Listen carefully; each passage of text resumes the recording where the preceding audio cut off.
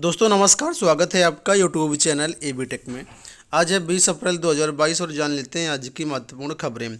सबसे पहली अपडेट देखिए, लोक सेवा आयोग से लिखा कि प्रतीक्षा सूची जारी किए जाने की मांग। लोक सेवा आयोग की भर्ती परीक्षाओं के अंतिम चयन परिणाम के साथ प्रतीक्षा सूची जारी किए जाने की मांग एक बार फिर तेज हो गई है। प्रतियोगी छात्रों का कहना है कि अगर प्रतीक्षा सूची जारी होगी तो हर साल ओवर एज होने वाले अभ्यर्थियों को इससे बड़ी राहत मिलेगी। हालांकि अभ्यर्थी वर्षों से ये मांग कर रहे हैं, लेकिन आयोग से उन्हें कोई भी राहत अभी तक नहीं दी गई है। प्रतियोगी छात्रों का तर्क है कि हर साल तमाम भर्तियों में पद खाली चले जाते हैं। पीसीएस परीक्षा का ही उदाहरण लें तो एसडीएम, डिप्टी एसपी जैसे उच्च पदों पर चयन न होने के कारण अन्य पदों पर चयनित अभ्यर्थी ज्वाइन नहीं करते हैं।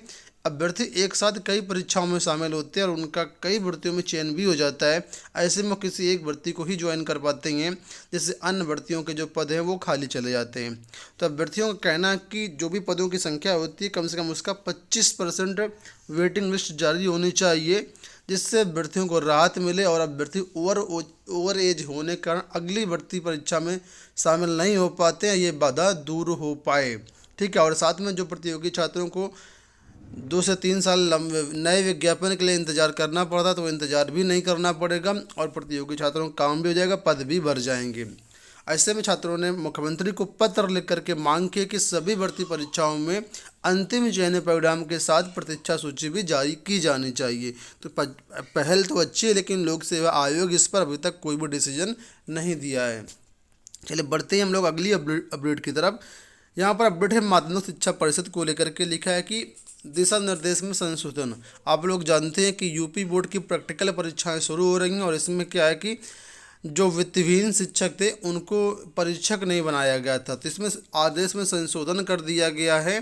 और अब जो है, चाहे वित्तविहीन वाले हों, चाहे सहायता प्राप्त वाले हों, चाहे राजकीय वाले हों, कोई भी शिक्षक अगर वो एलिजिबल है तो परीक्षक बन सकता है। ठीक है। फिलहाल आपको बता दें कि यूपी बोर्ड की प्रायोगिक परीक्षाएं जो हैं आज 20 अप्रैल से प्रारंभ हो रही, 27 अप्रैल तक चलेंगी। और यहाँ पर देखिए सारा कुछ लिखा है कि यूपी बोर्ड 2022 की प्रयोगात्मक परीक्षाएं 20 से 27 अप्रैल तक लखनऊ मंडल में होंगी। इस वर्ष प्रयोगात्मक परीक्षाएं छात्र के मूल विद्यालय में ना होकर के उन परीक्षा केंद्रों पर करवाई जाएंगी जहाँ छात्रों ने लिखित परीक्षा दी थी। ठीक है। तो इस तरीके से 2 फेस में परीक्षा का शेड्यूल जारी किया गया है। पहले फेस में 20 से 27 से और दूसरे फेस में जो है 28 से आई थिंक 3 मई या 4-5 मई तक ऐसा कुछ शेड्यूल इन्होंने जारी किया है। इसके साथ ही कॉपियों का मूल्यांकन भी 23 अप्रैल से शुरू हो रहा, तो दोनों काम ये पैरेलल में चलेंगे। अगली अपडेट है लैब टेक्नीशियन भर्ती को लेकर के। लिखा है लैब टेक्नीशियन के खाली पदों पर होगी भर्ती। ठीक है। और होमगार्ड विभाग के लिए खरीदी जाएगी पिस्टल। तो ये तो खैर अलग बात हो गई। आपको बता दें कल कैबिनेट की मीटिंग हुई थी जिसमें 14 प्रस्तावों पर मुहर लगी थी और इसकी पूरी अपडेट हमने कल आपको वीडियो के माध्यम से ही दे दी थी।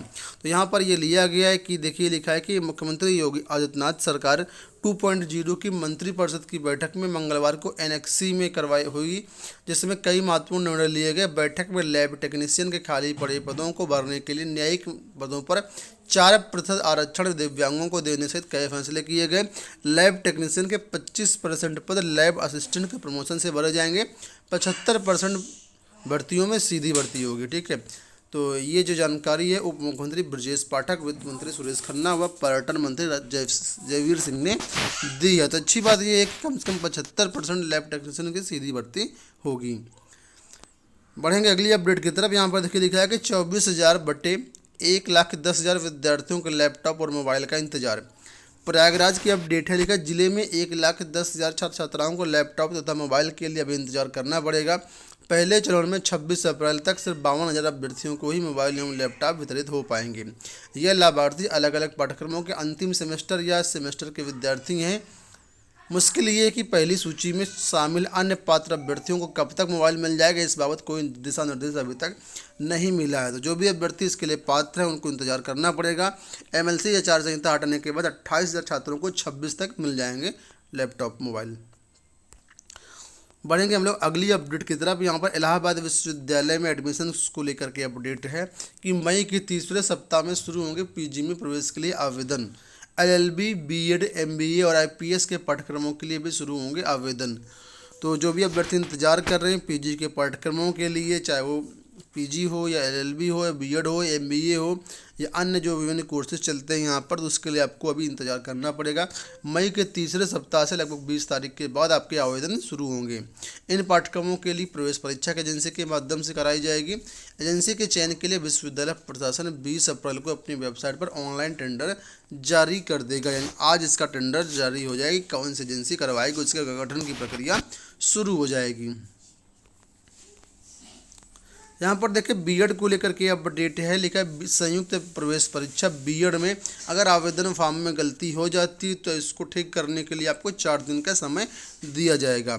तो रोहिलखंड विश्वविद्यालय ने अपने महत्वपूर्ण निर्देश में कहा है कि बीएड प्रवेश परीक्षा फॉर्म भरने में यदि विद्यार्थियों से कोई त्रुटि हो जाती है तो उसे ठीक किया जा पाएगा। इसके लिए 4 दिन का समय दिया जाएगा। ठीक है, साथ में कहा है कि आवेदन में वही मोबाइल नंबर अंकित करें जो खुद प्रयोग में ला रहे हों, क्योंकि विश्वविद्यालय भविष्य में कोई भी जानकारी मोबाइल पर एसएमएस करके ही देगा और ईमेल आईडी विद्यार्थियों को सही से अपनी ही भरनी चाहिए, जिससे जो भी सूचनाएं होती हों आपको समय पर मिल पाए। पीएनपी की तरफ से देखिए ये विज्ञप्ति जारी की गई और ये विज्ञप्ति है आपकी राष्ट्रीय आय एवं योग्यता आधारित परीक्षा को लेकर के, एनटीएससी बोला जाता है, नेशनल टैलेंट सर्च एग्जामिनेशन, इसको लेकर के विज्ञप्ति जारी की गई है। और इसमें लिखा है कि जो भी अभ्यर्थी इस परीक्षा में सम्मिलित हो रहे हैं वो अपना प्रवेश पत्र 20 तारीख से इस वेबसाइट के माध्यम से डाउनलोड कर सकते हैं और निर्धारित प्रवेश परीक्षा में बैठ सकते हैं। तो फिलहाल इसके लिए एग्जाम डेट जारी कर दी गई, एडमिट कार्ड जारी कर दिए गए, उसी के लिए विज्ञप्ति जारी की गई है। यूपी कैटेड प्रवेश परीक्षा के लिए 30 अप्रैल तक कर सकते हैं ऑनलाइन आवेदन। उत्तर प्रदेश संयुक्त कृषि एवं प्रौद्योगिकी प्रवेश परीक्षा 2022 के लिए ऑनलाइन आवेदन 30 अप्रैल तक कर सकते हैं। इसके लिए आपको बता दें कि बांदा कृषि एवं प्रौद्योगिकी विश्वविद्यालय इस वर्ष इस परीक्षा का आयोजन करवा रहा है। तो विश्वविद्यालय के कुलसचिव प्रोफेसर एसके सिंह ने बताया कि विज्ञान गणित कृषि वर्ग के अलावा कला वर्ग से इंटरमीडिएट की परीक्षा दे रहे या पास कर चुके अभ्यर्थी भी इसके लिए आवेदन कर सकते हैं। तो जो भी अभ्यर्थी इंटरेस्टेड हैं तो नीचे वेबसाइट दी गई BUAT.edu.in या फिर upcatedexam.org, यहाँ पर जाकर के सारी डिटेल्स प्राप्त कर सकते हैं, ऑनलाइन आवेदन कर सकते हैं। इस परीक्षा का जो आयोजन है 16 एवं 17 जून को करवाया जाएगा। आंगनवाड़ी भर्तियों के बारे में अपडेट है कि आंगनवाड़ी कार्यकर्तियों की 20,000 भर्तियाँ 6 माह में। आंगनवाड़ी कार्यकर्तियों की भर्ती अब चरणबद्ध ढंग से होगी। प्रदेश में आंगनवाड़ी कार्यकर्तियों के 50,000 पद खाली हैं। इनमें 20,000 पदों पर भर्तियाँ 6 महीने के अंदर की जाएंगी और बाकी बचे 30,000 पदों को 1 साल के अंदर भरा जाएगा। तो बाल विकास पुष्टाहार विभाग ने 5 सालों की कार्य योजना में तय किया कि अब इन भर्तियों को 2 चरणों में भरा जाएगा। पहले चरण में यहाँ पर देखिए 20,000 भर्तियाँ होंगी और दूसरे चरण में यहाँ पर 30,000 पदों पर भर्तियाँ होंगी। ठीक है, आपको बता दें कि जनवरी 2021 में विभाग ने 50,000 पदों को भरने के लिए आदेश जारी किया था। जिलेवार भर्ती का निर्णय लिया गया था। इसके लिए विभागीय पोर्टल से आवेदन लिया जा रहा था, लेकिन आर्थिक पिछड़े वर्ग को इसमें आरक्षण नहीं दिया गया था। पोर्टल में से कोई कॉलम नहीं था इस पर प्रमाण पत्र अपलोड कर सकें, जिस पर अभ्यर्थी इससे कई जिलों के डीएम ने हाथ खड़े कर दिए थे और भर्ती प्रक्रिया पूरी नहीं हो पाई थी।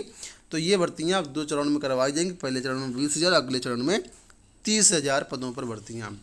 अंत में बात कर लेते हैं इस अपडेट को लेकर के, लिखा है 6 माह में पैरामेडिकल के 10,000 पद भरे जाएंगे। प्रदेश सरकार अगले 6 माह में राज्य में 10,000 पैरामेडिकल स्टाफ की नियुक्ति करेगी। यह निर्देश मुख्यमंत्री योगी आदित्यनाथ ने दिए हैं। मंगलवार को मुख्यमंत्री और मंत्रिपरिषद के समक्ष स्वास्थ्य क्षेत्र से जुड़े विभागों का प्रस्तुतिकरण हुआ और यहाँ पर यह अपडेट आई है कि आगामी 100 दिनों में 28 लाख से अधिक राज्य कर्मचारियों और पेंशनरों को कैशलेस इलाज की सुविधा दी जाएगी और भी कई सारी चीज़ें होंगी और यहाँ पर जो है 10,000 पदों की भर्तियाँ होंगी। ठीक है, और ये 10,000 पद कब भरे जाएंगे और कब विज्ञापन है इसके बारे में विशेष कोई अपडेट नहीं है, लेकिन हाँ भर्तियाँ होंगी। तो ये हो गई दोस्तों आज की सारी अपडेट। आशा करते हैं वीडियो पसंद आया होगा। इस वीडियो में इतना ही। इसी तरह के अपडेट पाने के लिए चैनल को सब्सक्राइब कर लीजिएगा, वीडियो को लाइक और शेयर भी कर दीजिएगा। धन्यवाद।